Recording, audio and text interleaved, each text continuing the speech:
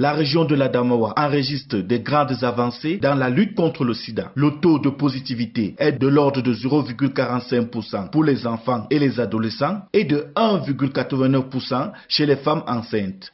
Nos communautés sont censées accompagner, sensibiliser, orienter et prendre en charge. Donc pour nous, c'est de sensibiliser la communauté pour pouvoir savoir ce que c'est que le VIH-Sida.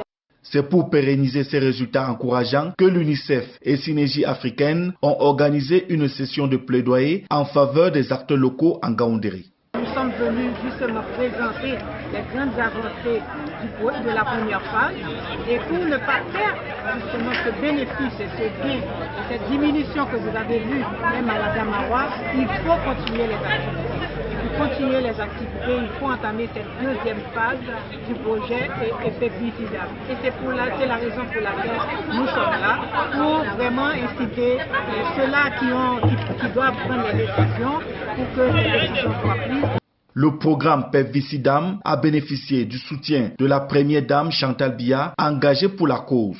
Le message fort pertinent de Madame Chantal a été bien suivi et sera appliqué à la lettre.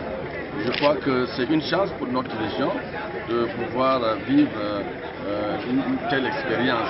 Il s'agit de la lutte contre la transmission du VIH de la mère à l'enfant. Le choix porté sur Gaoundéré est une interpellation aux décideurs locaux et dignitaires religieux de s'engager dans cette lutte.